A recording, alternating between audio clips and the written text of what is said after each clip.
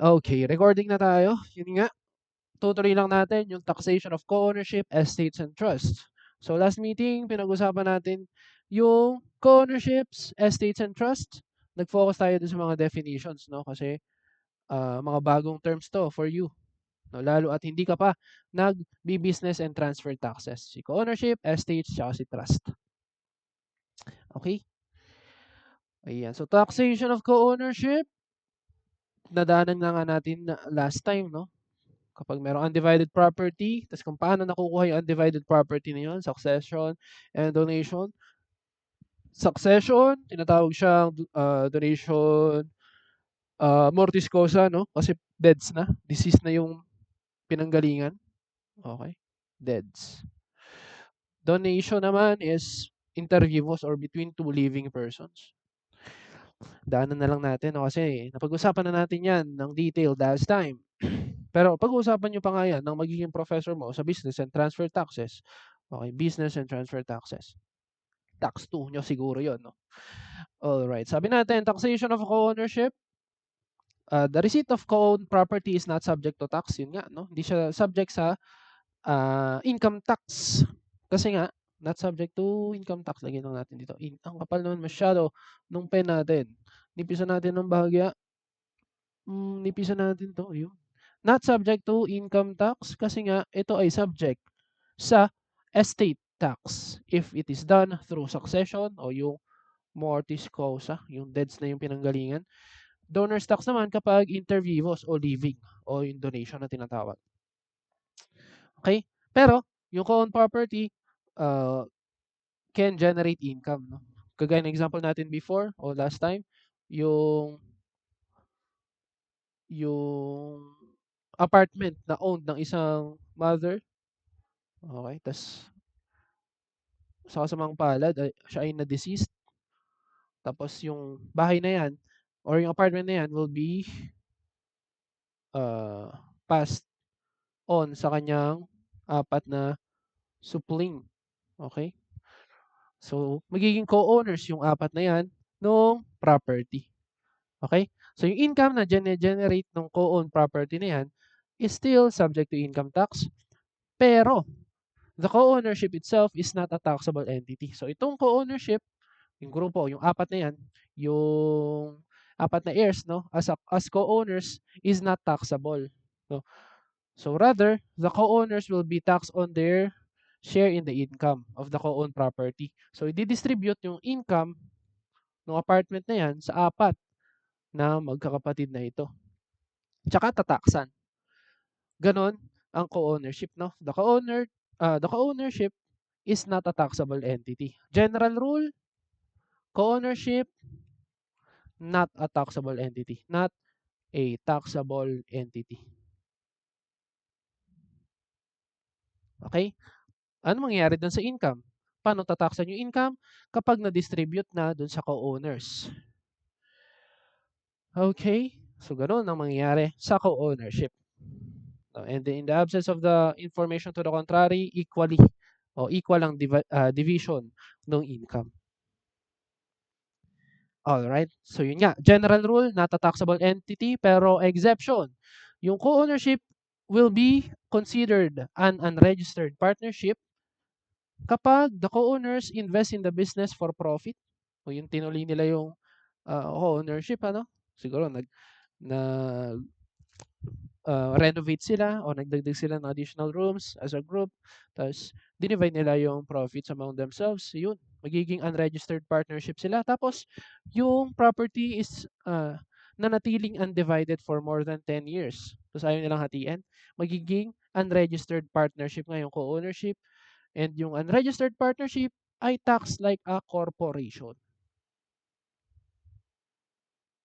Okay? Ano ba ang tax rate ng corporation? Ito, it will be taxed at 25% of the profits. Tapos, yung distribution of profits to the owners, so pwede mo siyang ihalin tulad sa dividends. Kasi ang dividend, dividend. Kasi ang dividends ay distribution din ng owner, ng income to the owners, no? So, inihalin tulad mo siya sa dividends. Therefore, subject siya sa 10% final tax o final withholding tax. Okay? So, again lang, ulitin natin. General rule, co-ownership is not taxable. Not taxable. O, hindi siya isang taxable entity. Exception, paano ba natin i-abbreviate yung exception? Exception. Exception. Pangit yata. Yan. EXPN. Yung exception, kapag siya ay tinuloy ng co-owners o nag-invest pa yung co-owners for the business or hindi siya na-divide within for more than 10 years, no? Magiging taxable siya like a corporation. Like a corporation. Okay? Ganun ang mangyayari sa co-ownership. And paano mo taksan ng korporasyon? Yun, 25% dun sa profits, and then any distribution to the owners, subject mo sa 10% final tax, just like the dividends. Alright, so ganun, kapag co-ownership, madali lang, no? Pero, ito, aralin pa natin, yung taxation sa corporation, no? Kapag nandun na tayo sa topic na yun. Sa ngayon kasi, nasa individuals pa tayo, no? Individuals. Okay? So, yung co-ownership, hindi siya individual, isa siyang corporation kapag naging taxable siya. Eh, ano kaya yung individuals? Dito sa tatlo, 'di ba? Tatlo yung tinataksa natin dito. Una, si co-ownership. Pangalawa, si estates. Pangatlo, si trust. Kung si co-ownership ay taxable like a corporation pag naging taxable entity siya, ito nga yung estate and trust, taxable like a corporation pa rin? Hindi. So ito nang dalawa na to ang taxable like individuals kapag naging taxable entity sila. So tuwing kailan magiging taxable entity yung estates and trust, balikan natin yung discussion natin last time. So dito tayo, taxation of estate. Definition ng estate, napag-aralan mo na last time, no? Estate refers to the mass of all property, rights, and obligations of a deceased person. Deceased person, yun yung deads. Okay, siya yung nagmamay-ari dati ng property, rights, and obligation. Kaya lang nung namatay siya, ipapamana niya yan sa heirs niya. No? And ano ang tawag sa kabuuan ng property, rights, and obligations na yun? Yun yung tinatawag na estate. Okay? Tapos napag-aralan mo rin. Last time, yung administration or settlement period. Ano? Okay, so habang hindi pa nadidistribute to the heirs, ang pinagdadaanan ng estate ay tinatawag na administration or settlement period. Okay? So during the settlement period, the administration of the estate will be handled by the executor administrator. Napag-aralan mo na rin last time, executor, nasa last will and testament. Kapag wala ang executor, si courts ang magtuturo kung sino ang mag-handle ng estate at ang tawag sa tinuro ni court ay administrator. Okay? Yan. Meron pala tayong tinatawag na judicial settlement, tsaka extrajudicial settlement. Judicial settlement ang tawag kapag dumaan pa sa executor and administrator, ano? Yan. Ibig sabihin, uh, sasailalim yan sa administration or settlement period. Okay? Extrajudicial settlement naman, ang tawag kapag magkakasundo naman yung heirs. So sila-sila na lang yung naghatian on their own. Wala namang pagtatalo, no? Mababait silang mga anak. So walang nag-aagawan, no? Hindi sila nag-aagawan sa property. So sila-sila na lang naghati. Ang tawag doon, extrajudicial settlement. So kapag judicial settlement, ito, sa case na to, pag judicial settlement, okay, sa case na yan, magiging taxpayer si estate. Okay? So kapag ang estate ay nag-undergo sa judicial settlement, nagiging taxpayer siya. Okay? Nagiging taxpayer si estate. Okay? Anong klase ng taxpayer? Para siyang individual. Okay? Yan. No? So, yun ang kailangan mong tandaan dito. No? Kasi, Pag judicial settlement, yun nga, dumadaan siya sa proseso ng administration or settlement period. Sa settlement period na yan, let's say 6 months yang inaayos, no, kasi hindi magkasundo yung magkakapatid. Hindi nila alam kung paano nila hatiin yung kayamanan ng kanilang namayapang, anong tawag dito, ah, relative, no? Hindi nila alam paano hatiin, hindi magkasundo. So, kunwari 6 months tumagal yung administrative period. Siyempre, yung apartment na yan, kumikita yan habang nag-a-undergo ng settlement period, no? Kung 6 months yan, yung settlement period, ibig sabihin kumikita ng for 6 months yung apartment. Sinong tataksan ni BIR? Hindi pa nga nata-transfer yung ownership. Hindi pa siya nabibigay dun sa apat na heirs. Yung yung deceased, okay, tama naman. Yung deceased, deads na. Paano pa siya tataksan? So, ang mangyayari, ang tataksan ni BIR is yung estate mismo. So, si estate, which is yung property, rights, and obligations, yan ay magiging taxpayer.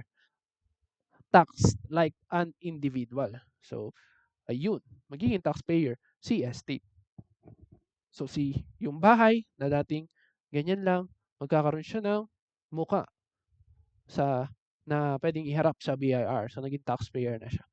Yan. So, ganyan na natin ito drawing yung estate, no, kapag taxpayer na siya, may mukha na. Okay? For illustration purposes lang yan, no? Baka seryosohin mo masyado, magkakamukha yung bahay. Hindi yun mangyayari, no? Saan ba nangyayari yun? Sa TV lang yun. Pwedeng mangyari. Alright. Sige. Taxation of estates, tuloy lang natin, no? The transfer of properties owned by the deceased to the estate and ultimately the heirs is not subject to income tax. Napag-usapan na natin kanina, no? Kasi ito ay subject sa estate tax. Estate tax is a transfer tax. Okay? Pag-aaralan mo sa tax 2 mo, business and transfer taxes. Upon the death of the decedent, the executor or administrator shall register the estate to the BIR, and the estate is considered a taxpayer. Yun nga, naging taxpayer na si estate. And ayun na, income earned by the estate during the settlement period is subject to income tax, and the computation of taxable income is similar to an individual income taxpayer with the corresponding tax computed using the graduated income tax rate for individuals. So gagamitin mo ulit yung tax table na natutunan mo sa earlier parts nung discussion natin o nung midterm period, no? Kabisado mo na ba yung tax table? Hindi pa? Okay lang kasi ipo-provide naman yan sa quizzes and exams. Okay. So tuloy natin. Distribution of estate income to the heirs. So may dalawang scenario tayo, no, ng distribution ng income to the heirs. Una, first scenario, dinistribute yung income on the same year it is earned. So ibig sabihin, kunwari 2025 na earn yung rent income do sa property, 2025 din, dinistribute sa heirs yung income. Okay? So, kinita ng estate, tinransfer sa heirs. Okay? Dami kong kasing ginawang heirs. Ang tagal tuloy i-drawing nung 4. Ayan. So, dinistribute yung income on the same year. 2025. Okay? Ano mangyayari kapag ganyan? So, on the part of the estate muna tayo. The estate shall deduct from the taxable income of the estate the distribution of income earned by the estate within the same taxable year. So, for example, sige, kunwari, ang income nung estate ay 1 million. Okay? Tapos yung 1 million na yan, i-distribute mo rin agad-agad dun sa heirs. So, i-deduct mo yung 1 million. Therefore, ang taxable income ng estate ay 0. Okay? Kasi nga, the estate shall deduct from the taxable income of the estate the distribution of income earned by the estate within the taxable year. So, ito yung taxable income ng estate, pero dineduct mo yung distribution mo, taxable income na estate is 0. Okay? Kaso lang, ano mangyayari dun sa 1,000,000 na yan? Kung deduction yan sa income ni estate, malamang addition yan dun sa income ng heirs. So, i-add mo yan dun sa income ng heirs. Okay? So, yun yun, no? The gross amount of the income distributed to the heirs shall form part of their taxable income.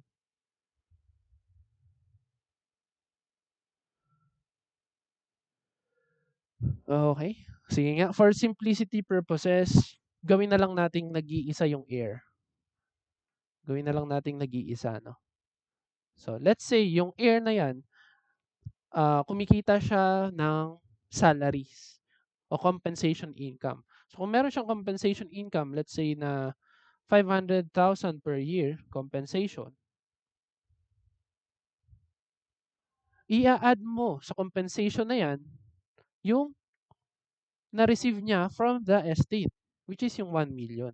So, i-add mo yung 1,000,000, mako-compute mo yung taxable income nung heir. Tapos yung taxable income na yan, yan yung computan mo ngayon ng tax due using the graduated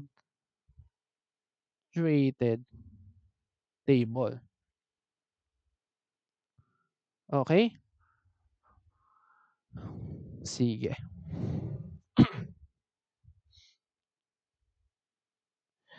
Now, merong second bullet point dito, no? Sa on the part of the estate, dito muna tayo tumingin. Yung second bullet point dyan, the amount distributed shall be subject to a 15% creditable withholding tax. Okay?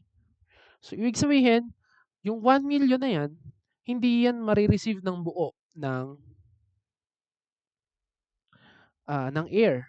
Kasi magwi-withhold yung estate ng 15%. So, saan galing yung 15% na yan na withholding? Yan ay creditable withholding tax. So, dito natin pakita. Creditable withholding tax. Ito, makikita nyo rin sa libro nyo yung listahan ng creditable withholding taxes. Okay, ito yon. Nature of income payment, tapos the rates. So, yung una, this income distribution to heirs or beneficiaries, which is 15%. So, ito yung CWT na nakita mo doon sa problem natin. Ibig sabihin, bago pa ma-receive ni beneficiary o ni heir, yung income niya is bawas na ng creditable withholding tax. Okay? So, babawasan na ng estate ng 15%, yung 1,000,000. Tapos yung ibabawas na 15% na yon, computing nga natin. So, 1,000,000 times 15%, that's 150,000. Yung 150,000 na creditable withholding tax, 150K CWT, will be remitted to BIR. Sino magre-remit? Si estate. Okay? Kasi si estate ay isang taxpayer.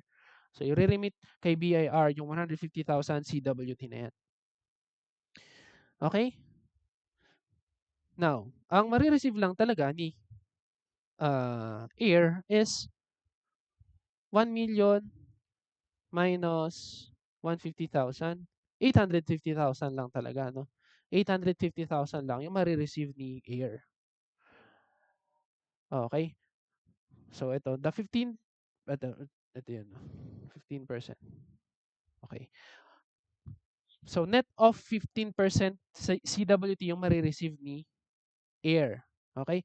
Pero for the purpose of computing the tax due of the heir, ang i-add mo talaga sa compensation niya is yung gross amount. Ayun, no? Gross amount of income. So, 1,000,000 yung i-add mo sa compensation income. Okay? Pero pag tinanong ka kung magkano talaga yung marireceive ni heir, net of CWT na 150,000. So, 850,000 na yung marireceive niya. Okay? Pero yun nga, for the purpose of computing the tax due, ang i-add mo is yung gross amount na 1,000,000. Kaya tayo nag-come up sa 1,500,000 na income subject to tax. Okay? So, using the tax table, computing nga natin kung magkano ang tax due ng 1,500,000 na income. Sige nga. So, saan magfo-fall yung 1,500,000? Tandaan mo yung tax table. So, hanap nga tayo ng tax table.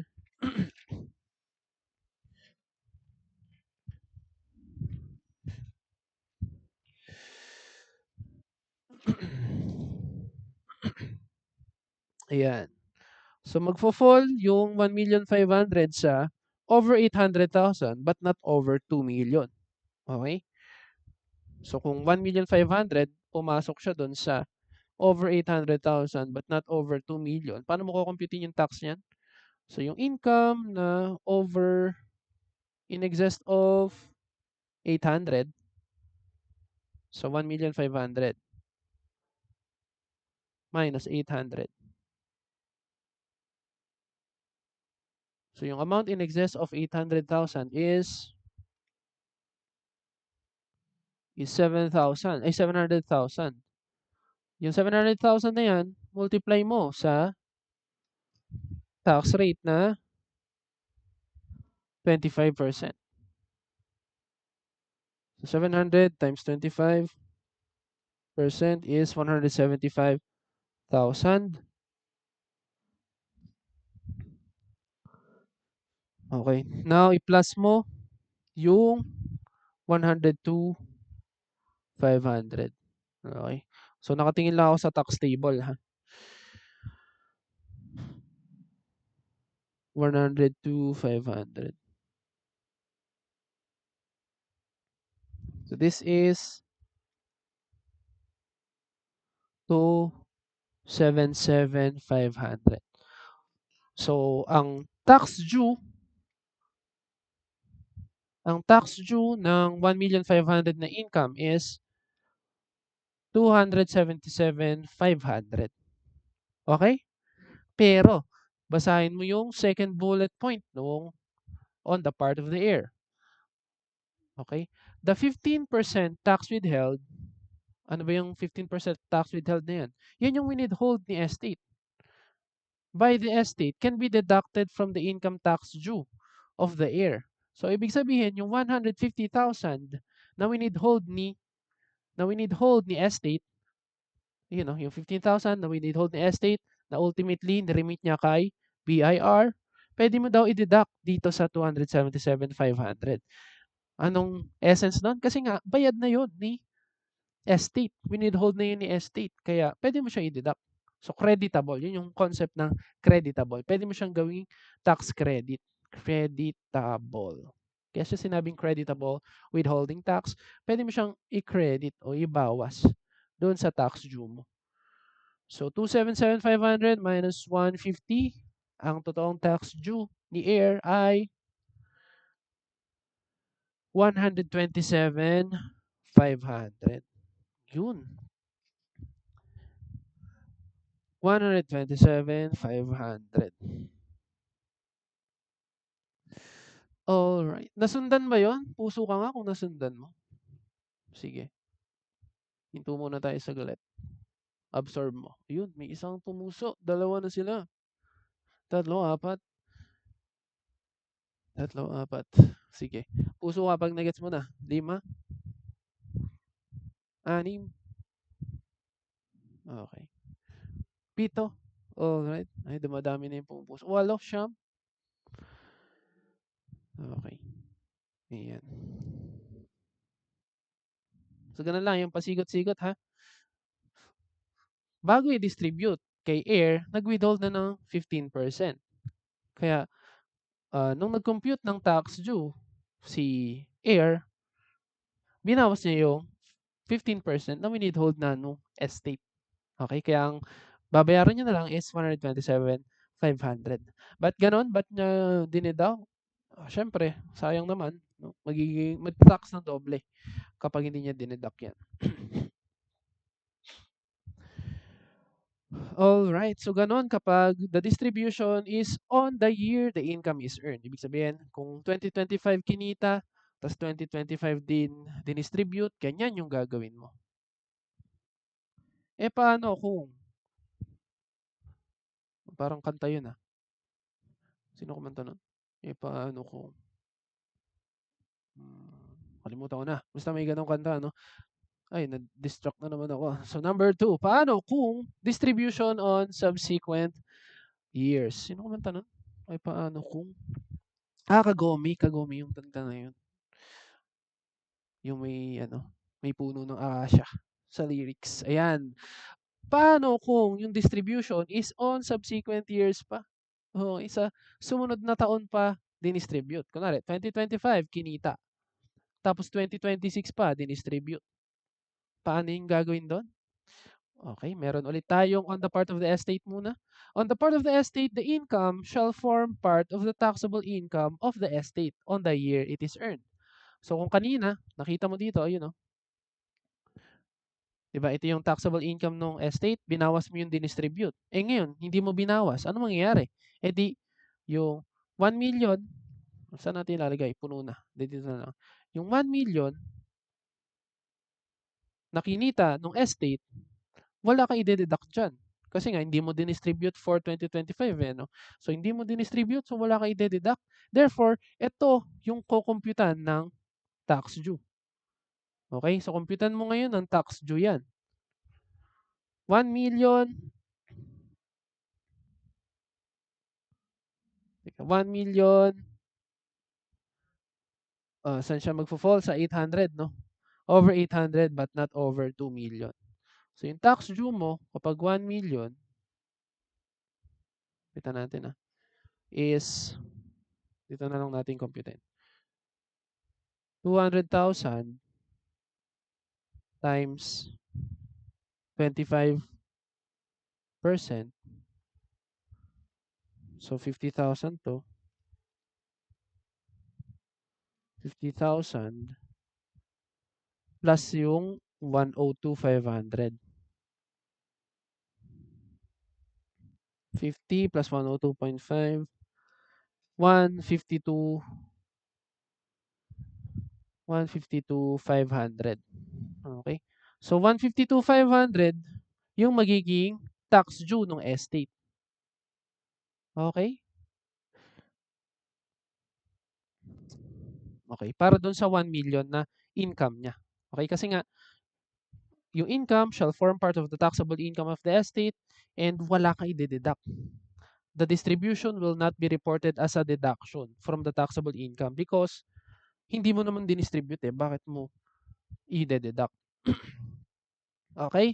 Pero basahin mo yung sumunod na statement. But the estate will still withhold the 15% creditable withholding tax. So, dun sa 1,000,000, magwi-withhold ka pa rin ng 150,000 na 15%, no? So, 150,000 is CWT. Re-remit din kay BIR ni estate. Okay. Next, on the part of the heirs. So, on the part of the heirs, the amount will no longer form part of the heir's taxable income on the year of distribution. So, let's say, okay, so sa part ni heir, on 2025, no, 2025, wala naman siyang na-receive na income. Therefore, kung ano lang yung compensation niya, yun lang yung kukumpitan mo ng tax, yung 500 lang. Okay? 500,000, yan lang kumpitan mo ng tax. Pero for the purpose ng discussion natin, wag na natin kumpitin. No? Basta yung 500 lang isa-subject mo sa tax. Kasi nga, wala naman siyang na-receive na income distribution from the estate for 2025. Kailan niya marireceive yan? Next year pa. So, subsequent years pa daw eh. So, 2026 pa marireceive yung distribution. Okay? So, 2026. Let's say, 2026, meron ka pa ring 500,000 na income from salaries, no? Walang increase. Ang pangit naman. Hindi, lagyan natin konting increase. Kunwari, every year, nag-i-increase yung company, no? Naging 600,000. Uy, laki na in-increase, no? 100,000 yung in-increase for 1 year. Siguro na-promote to. So, yung compensation income niya for 2026, naging 600,000 na. Tapos, yung distribution ng income, dyan mo rin marireceive, no? Okay. So, the amount will no longer form part of the heir's taxable income on the year of distribution. So, dito, sa year of distribution, which is 2026, hindi mo na i-add yung 1,000,000. Okay? Bakit? Kasi yung 1,000,000 na yan is already taxed nung 2025. Dito pa lang, oh, sa part pa lang ni estate, tinaksan mo na yung 1,000,000. Okay? Ito yun, oh. Tinaksan mo na yung 1,000,000 sa part pa lang ni estate.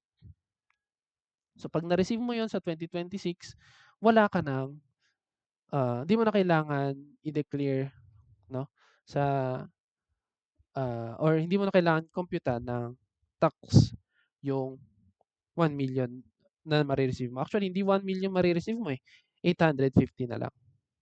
Okay?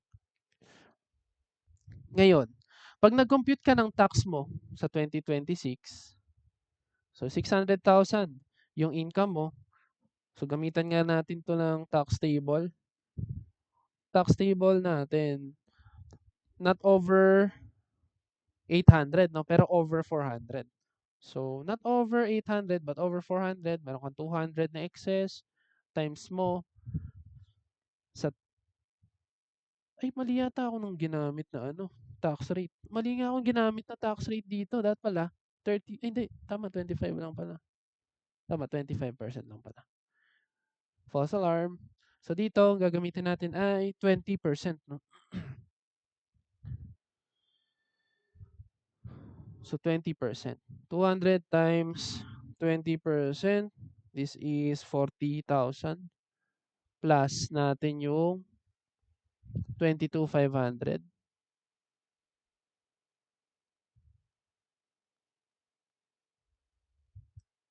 62,500. 62,500 yung tax due, kaya lang pwede mo pa rin gamitin yung 15% na CWT from the income tax due. So kung meron kang 150,000 na creditable, so 62,500 minus 150,000. So wala ka pang tax due. Pwede ka pang magkaroon ng sobra, no? 62,500 minus 150. So 87. Wala kang tax due. So mabra ka pa. So negative 87,500. So nagamit mo yung CWT as tax credit. Okay, so ganun ang distribution of estate income to the heirs. Dalawang scenario. Una, distribution on the year the income is earned. Tapos, distribution on subsequent years.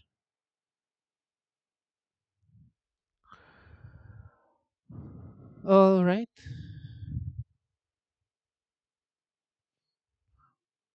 Okay. Nasundan ba yon? Sige nga, puso ko nga. Nasundan. Puso. Ayun, meron ulit. May isa na. May dalawa na. All right. Tatlo na. Hala, naubusan na yung mga taga-puso ah. Baka gutom na, no? Alas 6 na kasi. Magsi-6 na yun.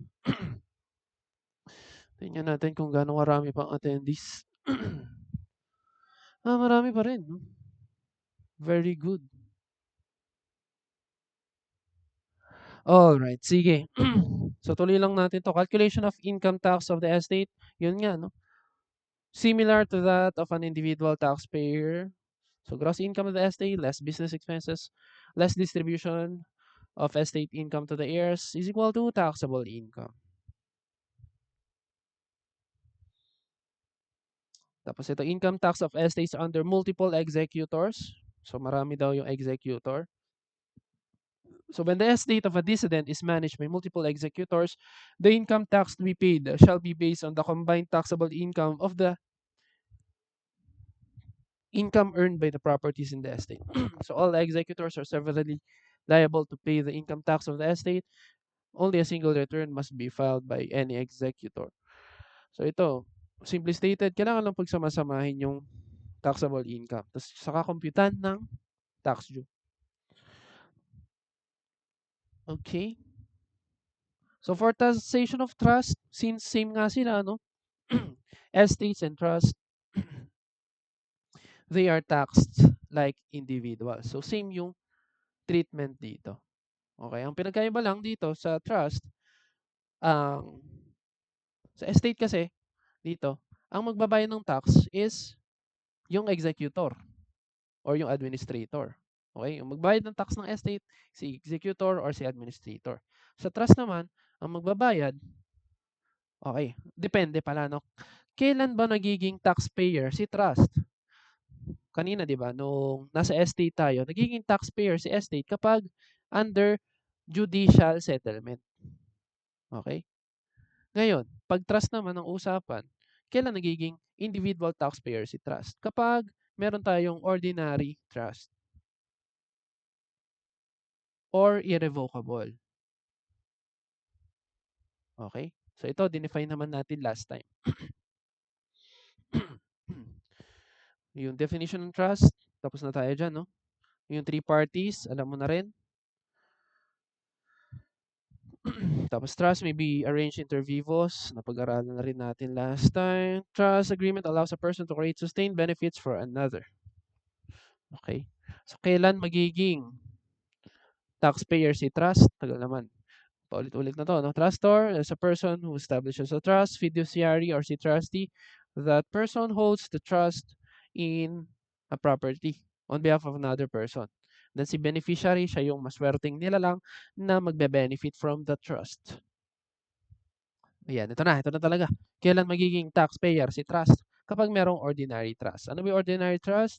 The income and principal of the trust do not revert to the grantor. Ibig sabihin, hindi bumabalik sa grantor. Therefore, sa trust na talaga yung income na yan. No? The trust income is accumulated and held for distribution to the beneficiaries.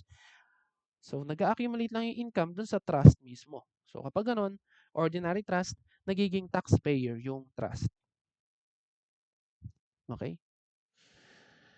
Next, paano pag revocable trust? Pag revocable, nagre-revert. Or pwede, no? A trust where at any time, the income and principal of the trust may revert back to the grantor. So, pwedeng bumalik kay grantor yung income. Ito si grantor. Ito si trustee o si fiduciary. Pwedeng bumalik yung income kay grantor. Therefore, ang magbabayad ng tax is si grantor at hindi si trust.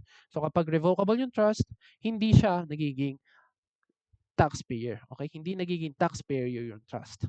Kasi nga, tax ito sa grantor. Next, employee trust. Trust which forms part of a pension, stock bonus, or profit sharing plan of an employer for the benefit of some or all of his employees. Ito naman ay tax exempt pag employee trust. Okay, so ayun yun. Taxpayer pag ordinary trust. Revocable trust kay trustor. Employee trust is tax exempt. Yung concept, same lang dun sa heirs, sa estate pala, no? Kaya lang, papalitan ko lang yung mga terms dito, no? On the part of the trust, yan. And then, on the part of beneficiary. Kanina kasi, on the part of the estate, tsaka on the part of the heirs. So, dito, magiging trust lang, tsaka beneficiary. Okay, the trust shall deduct from the taxable income of the trust the distribution of income earned by the trust. May nakalusot na isang term, no? By the trust within the same taxable year. The amount distributed shall be subject to 15% creditable withholding tax. Same lang ba? Yes, kasi nga, both sa heirs at sa beneficiaries, 15%. Heirs, ginagamit natin kapag estate. Beneficiaries naman, ginagamit natin kapag trust. So, parehas yan. 15% ang creditable withholding tax. Okay. Then, on the part of the beneficiary, the gross amount of income distributed to the beneficiary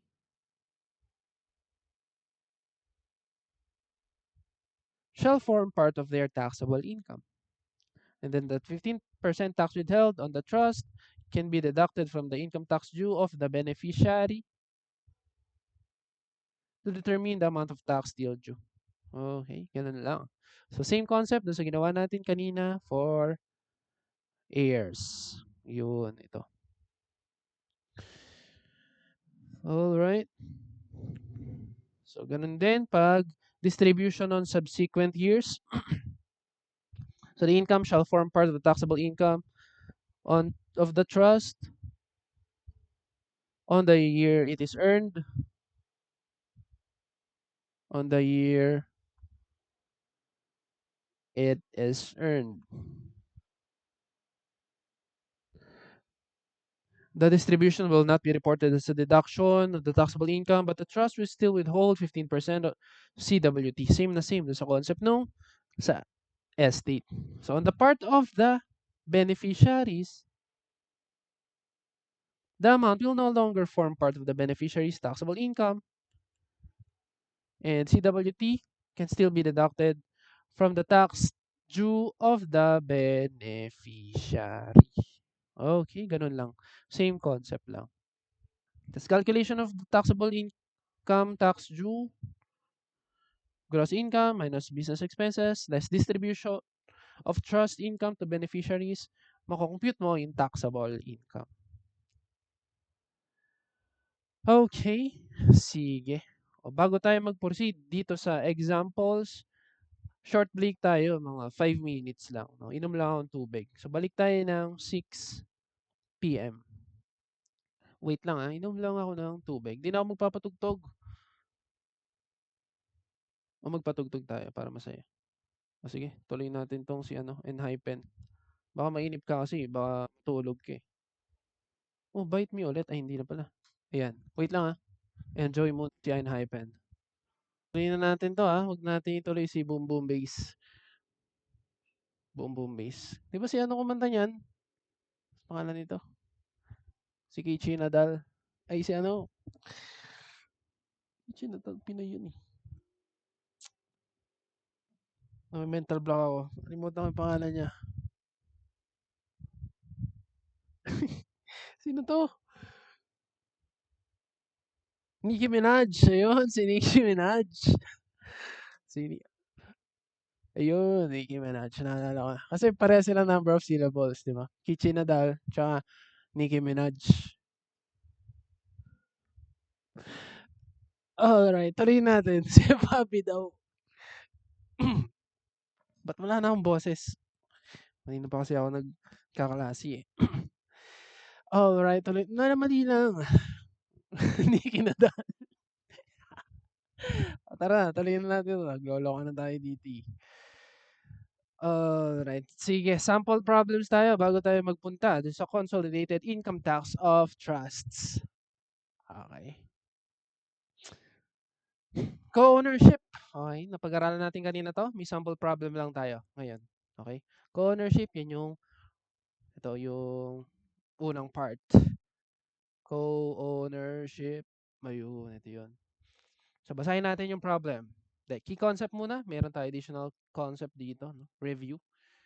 Co-ownership is generally not a taxable entity. So, ngayon nga yung general rule, not a taxable entity, if the activities are limited to the preservation of the property and the collection of income. However, if the income is reinvested for profit, it may be taxed as an unregistered partnership and ito is taxed like a corporation. Okay? So, problem number 1, the inherited commercial building. Okay, siblings Alex and Bella inherited a commercial building from their parents in 2024. So, nag-inherit sila ng commercial building. Drawing tayo ng building dyan na for commercial. Okay. O yan. Building. Commercial building. Ang pangit pero sige, building yan. The building generates annual rental income of 1,200,000 net of 5% creditable withholding tax. So dito may nakita kang bagong rate ng CWT. Kapag rent income kasi, 5% yung CWT niyan. Ayun, rentals, 5%. Okay. So 5% yung CWT. Ibig sabihin, bago makarating dun sa pagbibigyan ng rent income, naka-withhold na yung 5% na CWT. Okay? And incurs annual expenses of 400,000 for maintenance and real property taxes. All right. They agree to share the net income equally. Ayun ang sinabi pa na maghati sila equally doon sa net income. Paano pag hindi sinabi? di assume mo pa rin na equal, no? Kasi yun yung general rule. Pag hindi sinabi kung paano ang hatian, i-assume mo na equal ang hatian. Alright, question number 1. Is the co-ownership subject to corporate income tax? Ang sagot, no. No, kasi general rule, hindi siya taxable entity. Magiging taxable entity lang kapag tinuloy nila yung business. Okay, dito ba may sinabi bang ganon? May sinabi ba na hindi siya dinivide for more than 10 years? May sinabi ba na nag-invest ng additional money for the business to run? Wala naman, no? Walang sinabi. So therefore, the co-ownership is not considered an unregistered partnership. Therefore, hindi siya taxed like a corporation. So, hindi siya subject sa corporate income tax. Question number 2. How much is the share of Alex in the net income of the co-ownership? So, share lang ni Alex ang tinatanong. Paano mo kukumpitin yun? Sundan natin, no? Ang rent income is 1,200,000 net of 5% CWT. So, kailangan mong kuhanin yung grossed up. Okay? Ibig sabihin, yung 1,200,000 bago ineto yung 5%. So, pwede mong gamitin dito yung concept na natutunan mo sa fringe benefit, no? So, 1,200,000 yung na-receive. Divide mo sa 1 less 5% na CWT or sa 95%. No? 1,200,000 divided by 95%. This is 1,263,158 pesos. So, yan yung grossed up na rent income. Okay, minus. So, kailangan mong ibawas yung expenses. Magkano yung expenses? 400,000 for maintenance and real property taxes. So, bawas mo yung 400,000. So, ang net income will be 158. Tapos ito ay 3, 6, 11 minus 4. 12 minus 4 pala. 12 minus 4, 8. 830 ay 863,158 ang net income. Kaya lang, share lang ni Alex yung tinatanong, so i-divide mo to sa 2 kasi nga equal yung hatian nila.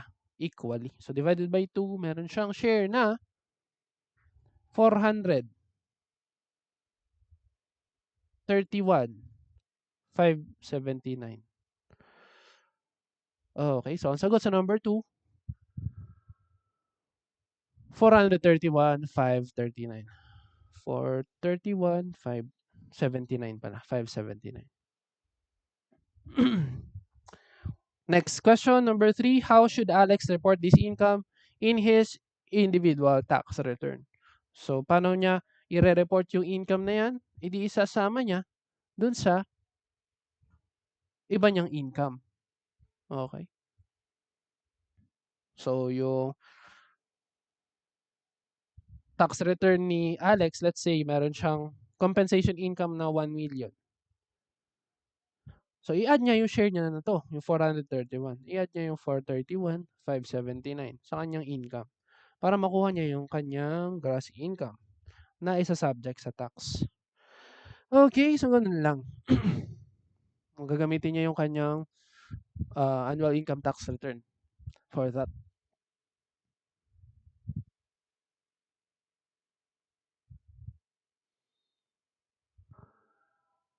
Okay. Next. Teka, bago tayo mag-next, may question ba? Tingnan nga natin yung chat box.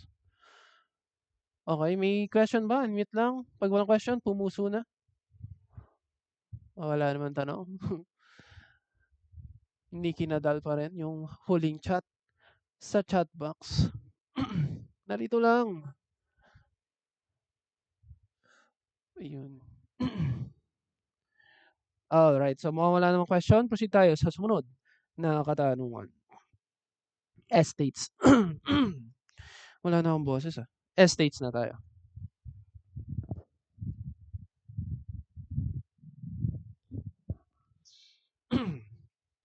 So estate. Ben, wala akong boses. Ayan.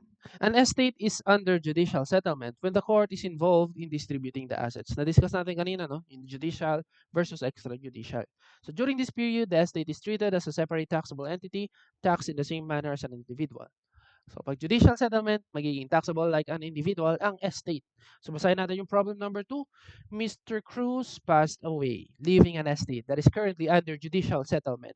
For the taxable year 2025, the estate had a gross income of 2,500,000 from various businesses and allowed business expenses of 1,200,000. During the year, the administrator distributed 300 to the sole heir, Carlos, isang maswerteng nilalang, as authorized by the court. Hindi pala, no? Hindi siya maswerteng nilalang pala. Okay, kasi syempre namatayan. Okay. Pero nakatanggap siya ng 300,000. So, ano yun? Ano yun?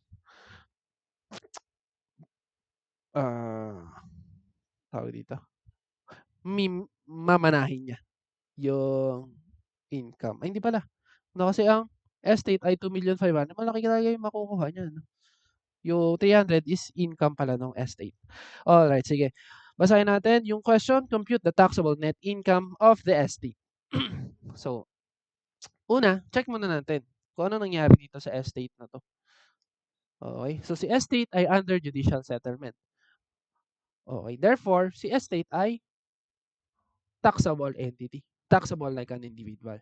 So, pwede natin computean ng taxable net income, si estate. Alright, so meron kang gross income na 2,500,000. 2,500,000 gross income. Less business expenses, 1,200,000. 1,200,000, ibawas mo. Alright.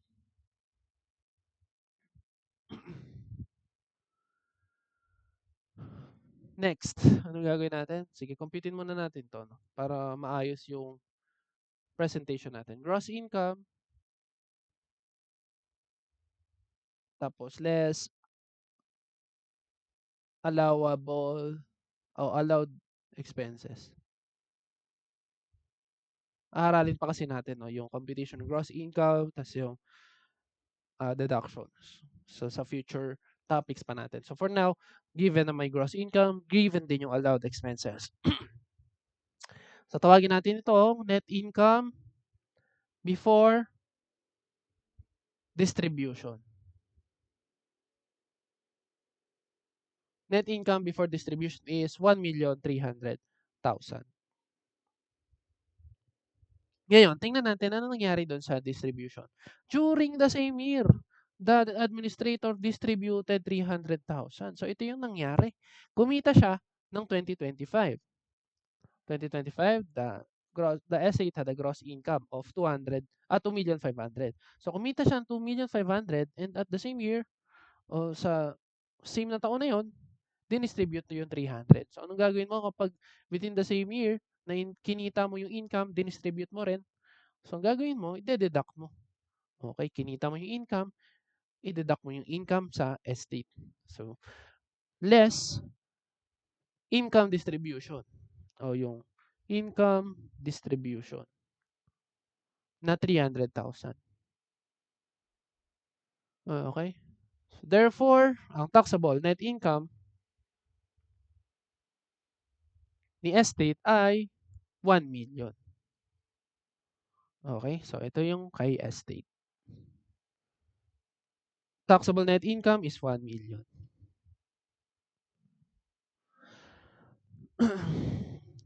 Next, question number 2. What is the amount deductible from the estate's gross income regarding the distribution to Carlos? Ang sagot is 300.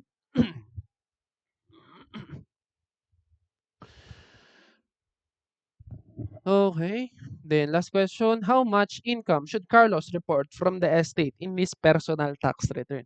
So sa personal tax return ni Carlos, pag na-receive niya na yung 300, report niya yung 300. Okay? Report niya yung 300,000. Pero ang mare-receive lang niya is hindi 300, 'di ba? Kasi meron kang 15% na withholding tax. So net of 15% yung mare-receive niya pera. Pero ire-report niya yung 300 gross amount. Okay? So, ayan. For problem number 2. May question ba for problem number 2? On mute lang or Raise ng hand. Pag wala, puso ka ulit.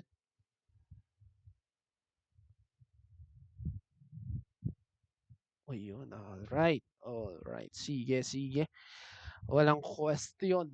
So, tuloy natin sa trust naman. So, balikan lang natin yung concept sa trust. Trust is a fiduciary relationship where trustee holds property for a beneficiary. Again, may three parties dito, no? Si grantor or si trustor, si trustee or si fiduciary, tsaka si beneficiary. Alright. So like estates, trusts under administration are taxed as separate entities. If a trust is revocable, the income is taxed to the grantor. Natutunan mo na kanina yan. No? So sa trust, magiging taxable entity si trust kapag irrevocable yung trust, which is yung exact problem sa number 3. Irrevocable yung trust. A wealthy businessman established an irrevocable trust for his daughter, Diana. In 2025, the trust earned interest income from loans of 800,000. So, nag-earn ng interest income from loans, 800,000, and rental income of 600,000. So, meron siyang interest income from loans, tas may rental income, 600,000. Okay. Next, the trustee's fees and other administrative expenses amounted to 150,000. So, ito expense na. Then the trust instrument provides that 200,000 of the income be distributed to Diana annually. Problem or required number 1, compute the taxable net income of the trust. So, compute natin magkano ang taxable net income ni trust. Again, sa case natin, since irrevocable trust to, taxpayer ang trust. So, compute natin siya ng taxable income. Alright, so meron kang income from loans na 800. Next, meron kang income from rent, 600,000. Next, meron kang expenses. Compute muna natin to. Loans, rent, tas total gross income. Total gross income.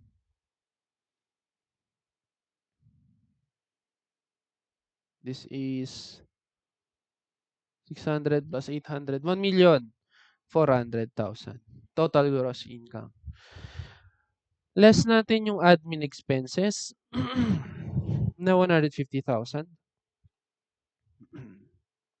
So, meron tayo dito, net income before distribution.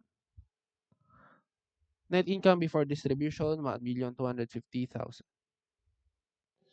Alright, so same yung term na ginamit natin, no? Net income before distribution for estate, then ganun din kay trust.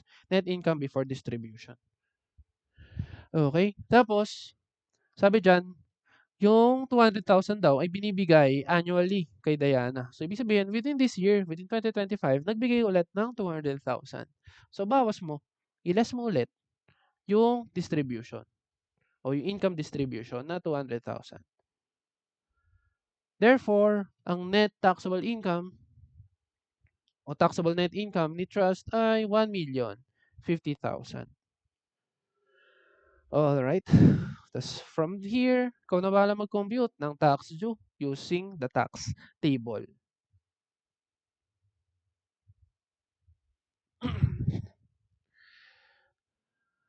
Okay.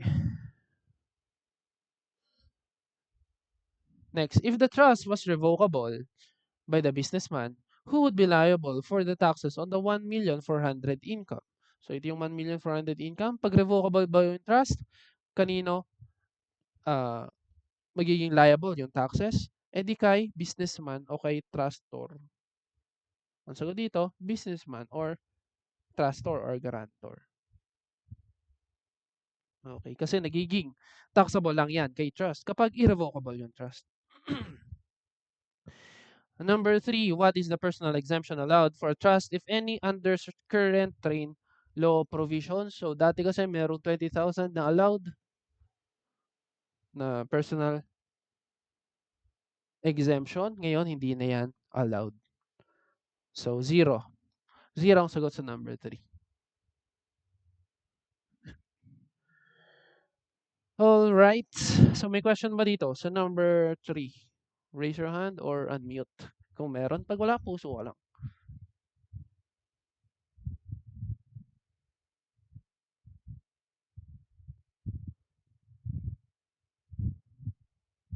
Ayun, may isa ng pumuso. Naku po, mukhang pagod na.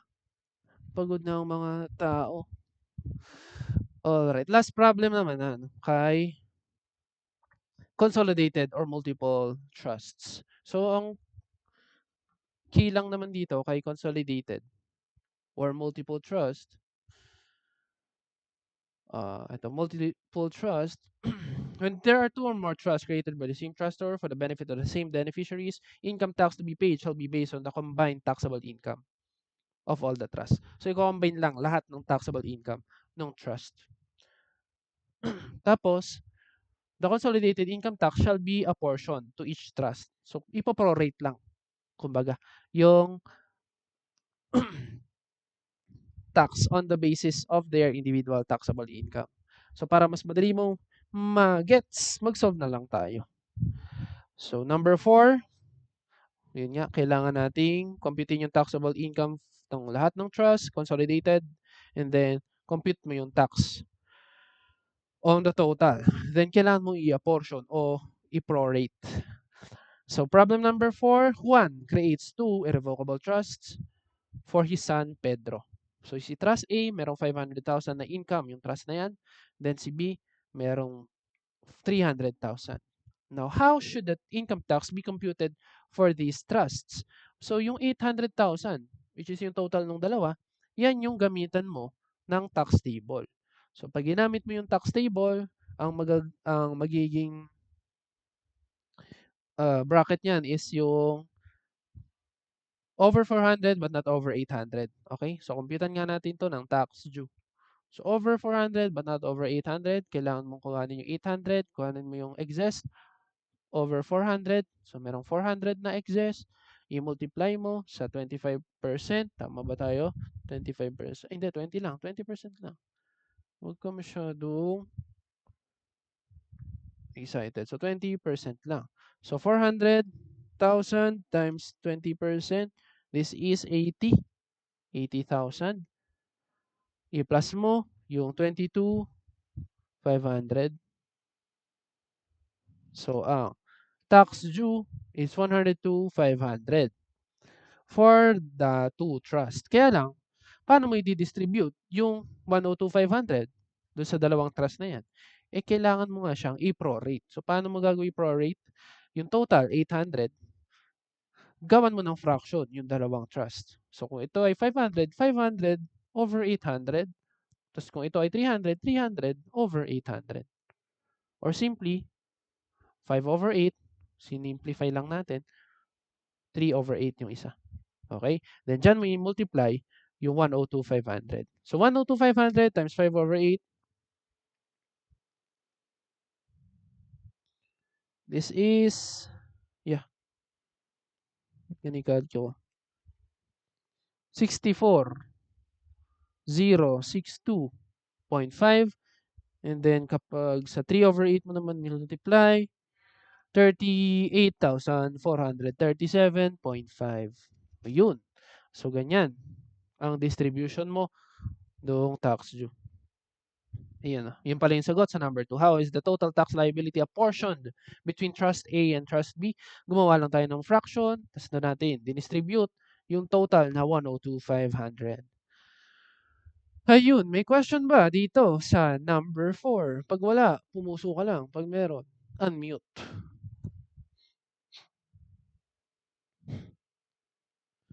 Walang pumupuso, wala rin nag-unmute. Anong meron? Mga gutom na ang mga estudyante. Alright, tapos naman na tayo, no? Puntahan na lang natin yung ito, may mga reminders lang dito, pero for your own reading na lang yan. Puntahan natin yung compliance requirements na lang. Tas okay na, no? Magsikain na kayo ng dinner after nito. Compliance requirements, ang kailangan mo, Oh, so for filing, so sinong liable? Mag-file and magbayad ng income tax. Pag estate, si executor or si administrator. Pag trust, si trustee or si fiduciary. Tapos deadline for filing of income tax return is April 15 of the following year. Anong forms ang kailangan mo? So kailangan mo yung annual income tax return, BIR form 1701. Okay, for